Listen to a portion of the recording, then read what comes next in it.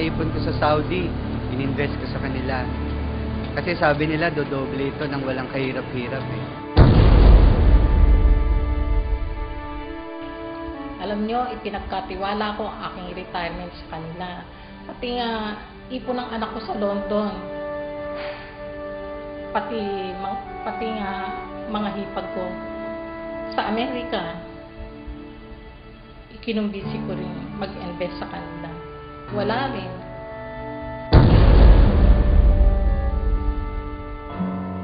Noong una, nakakapagbigay pa sila. Nakuha ko pa yung cheque na kinita ng pera ko supposedly. But after 1 year, pinabalik-balik ako. At kung kani-kanino na ako itinuro-turo. Paano na kami ngayon? Saan ako lalapit? Lahat ng pinaghirapan ng pamilya ko napunta lang sa wala. Ano nang kakainin ng pamilya ko?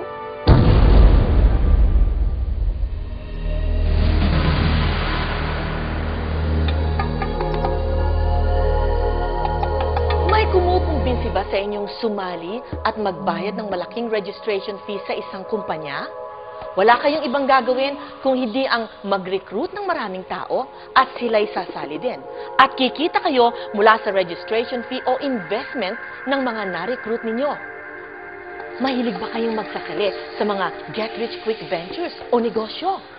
Mag-ingat, baka kayo na ang susunod na biktima ng pyramid scam. Marami na sa ating mga kababayan ang nabiktima ng pyramid scams. Milyong-milyong pera ang nawala dahil sa sari-saring pangako ng mga manloloko. At ang mas nakakatakot pa dito ay kadalasan ang mga ordinaryong mamamayan ay napagkakamalan itong isang lehitimong negosyo. Kaya't napaka-importante na matutunan kung anong pagkakaiba ng lehitimong network marketing business sa isang pyramid scam. Sa pyramiding, ang mga kasali ay nag-aalok ng pagkakataong kumita sa pamamagitan ng pagre-recruit lamang ng mga bagong miyembro na handang mag-invest o magbayad ng registration fee para makasali sa naturang negosyo. Ang mabilisang kita ay galing sa puhunan o investment na ibinayad ng mga bagong recruits. Samantala, ang mga bagong recruits ay magkakaroon din ng pagkakataong kumita kung sila ay makaka-recruit din ng iba pa. Ang pyramiding ay illegal sapagkat ito ay likas na mapanlinlang o inherently deceptive. Dahil ang kinikita sa ganitong sistema ay mula lamang sa perang ipinupuhunan ng mga na-recruit at hindi sa pagbebenta ng anumang produkto. Tiyak na darating ang araw na mauubos ang mga maaring ma-recruit. At dahil dito, mahigpit na ipinagbabawal ng Article 53 ng Consumer Act of the Philippines ang paggamit ng anumang pyramiding scheme sa isang negosyo kahit ano pa man ang produktong ibinebenta. Ang Direct Selling Association of the Philippines o DSAP sa pakikipagtulungan sa Department of Trade and Industry ay naglunsad ng isang anti-pyramiding education campaign para sa inyong protection. Gaya ng kahit na anong negosyo, ang layunin ng isang legitimate direct selling o network marketing company ay ang pagbebenta ng kanilang lehitimong produkto. Kaya't ang ibinabayad na komisyon dito ay base sa product sales.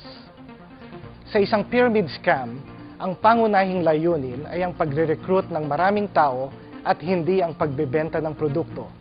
Ang Direct Selling Association of the Philippines ay samahan ng mga lehitimong kumpanya na mahigpit na ipinatutupad ang legal na compensation plans ng bawat kumpanya at nagsasagawa ng tamang paraan ng negosyo ayon sa Code of Ethics ng World Federation of Direct Selling Associations. Para mapadali ang inyong pagkilatis, kung ang isang kumpanya ay lehitimo at hindi nanloloko, narito ang 8-point test na dapat pagbasihan ng inyong desisyon. Una, may produkto bang ibinebenta? Ang mga pyramid scams ay kadalasang walang produktong binebenta. Kung mayroon man, hindi ito nangangahulugang lehitimong negosyo. Kailangan pa niyong suriin ang mga puntong sumusunod. Ang komisyon ba nakikitain ay magmumula sa pagbebenta ng produkto at hindi mula sa registration o entry fees ng mga recruit?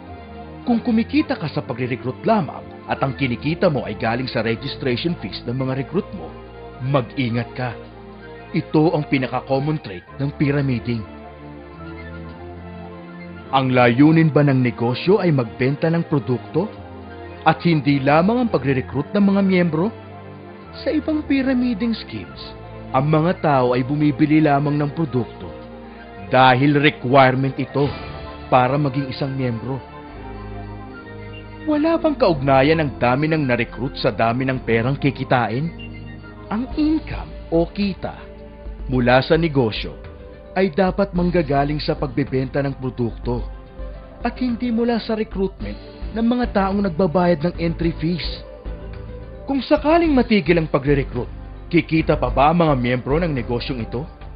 Kung recruitment lang ang pagkakakitaan, tiyak na madaling babagsak ang negosyo kapag wala ng miyembro ang nare-recruit at magbabayad ng entry fees. May protection ba ang sino mang aayaw sa negosyong ito at gustong maibalik ang perang ipinuhunan niya? May makatarungang product return policy ba ang negosyong ito? Sa punto naman ng pagpepresyo, may fair market value ba ang produktong ibinebenta? Kailangan natin suriin kung ang halaga ng isang produkto na binibenta through direct selling ay kasing halintulad ng halaga nito kapag binenta na sa mga tindahan. Sa punto ng mamimili, may sapat ba silang dahilan na bilhin ang produkto ayon sa presyo nito? Ang produkto ba ay bibilhin pa rin ng isang tao kahit hindi ito interesadong sumali sa compensation plan nito? Sa punto ng prospective member, may sapat bang dahilan na magbayad ng registration fee o investment ayon sa tangible benefits na makukuha dito? Kung ang sagot ninyo sa lahat ng katanungan ng ating 8-point test ay oo, tiyak na lihitimo ang kumpanyang lumapit sa inyo. Pero, kung ang sagot nyo sa kahit isa ay hindi, naku, mag-ingat, malamang pyramiding ang negosyong ito. Para makatiyak, sumali lamang sa isang kumpanya na miyembro ng Direct Selling Association of the Philippines o DSAP. I have been in direct selling business for the past 30 years. Dito rin nagsimula ang pagbuo ko ng isang maganda at matatag na pamilya. Ang masishare ko lang ay talagang may pera sa direct selling at naging malaking tulong ang kinikita ko sa aking pamilya. Sa direct selling, kumikita ka sa pagbebenta ng iyong produkto.